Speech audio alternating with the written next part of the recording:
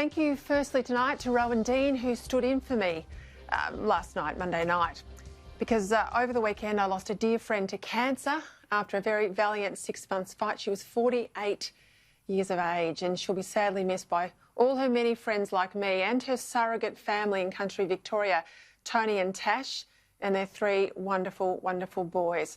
Without them putting her back together again a decade or so ago, she wouldn't have had the last 10 years of living such a full life, nor would she have been able to die with the dignity she did on Sunday. Now, it's not easy handling a terminal illness in this age of COVID-19. She taught me that, but sadly, I now appreciate this is a reality for so many families across the country during this time of lockdown.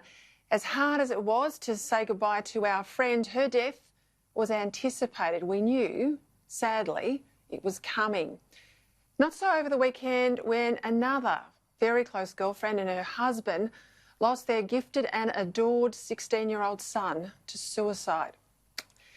He leaves behind a shattered family, least of all his beautiful little sister, and a lot of people that loved him, a lot more, I suspect, than he ever really understood. Life is what happens, isn't it, around everything else we might talk about on this show, like politics and the economy.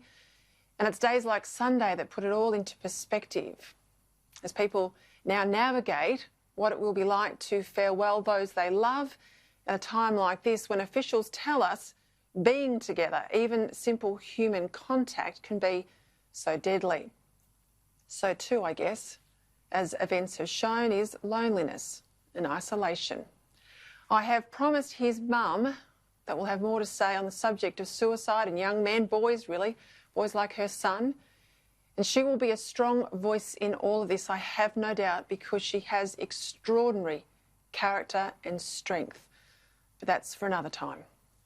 Look, tonight there's a lot I want to cover, some of it virus-related, as you might expect. But first, I'm not surprised that about 2.5 million Australians have already signed up to the government's contact tracing app in just over 2 days, and that yesterday's news poll reports that a majority of us say we will download it.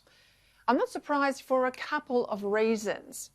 First, anything that might get us out of this self-isolation and back to normal living, or normal living in a post-COVID world, is certainly to get popular support, given all of us but the introverts have had enough of this lockdown life. And second, because people aren't stupid.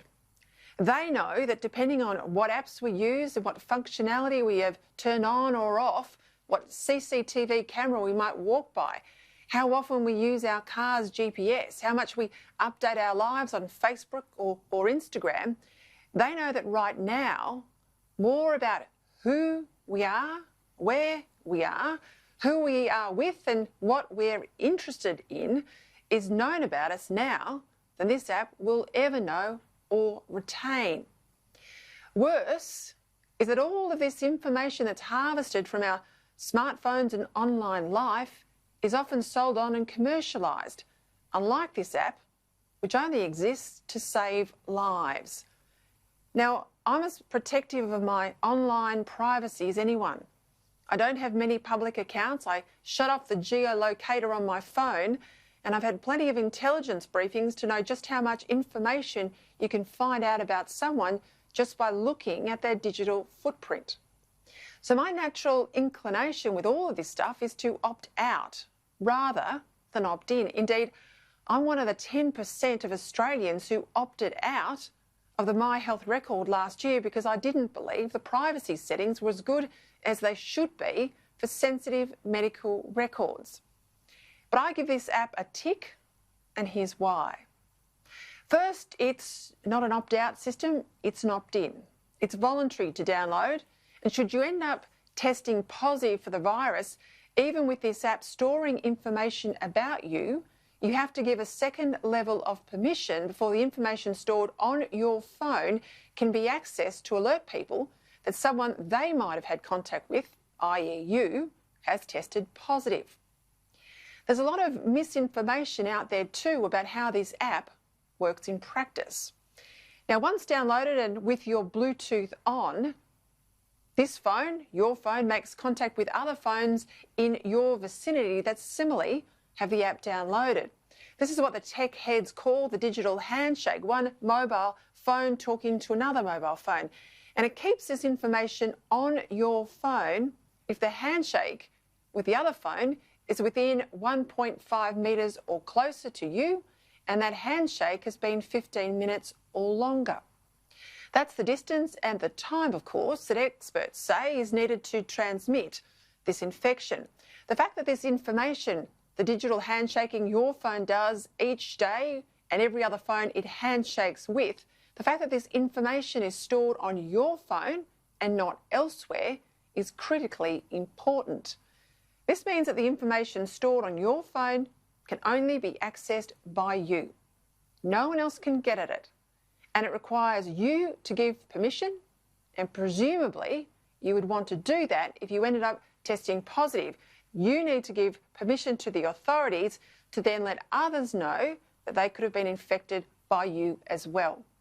Just like I would hope, you would hope, if someone got infected and their phone held information to warn you, then they would also give permission to alert you and others. After 21 days, that's the infection incubation period. Once that passes, any information on your phone gets deleted because it's no longer relevant.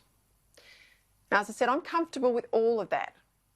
As I said, most of us have way more information out there than anything this app might hold, and none of this app's protections.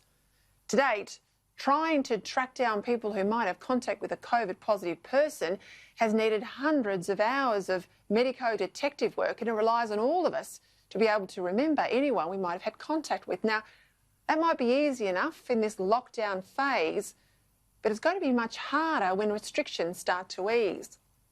So provided a sufficiently large percentage of us use this app, tracing the contacts of infected people will be vastly quicker and more efficient with this technology.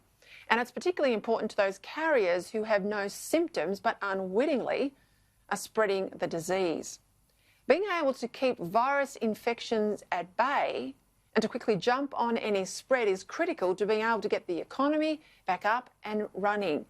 As economic modelling from the Business Council of Australia has reported, relaxing restrictions now, rather than several months' time, could mean about $300 billion less damage to our economy.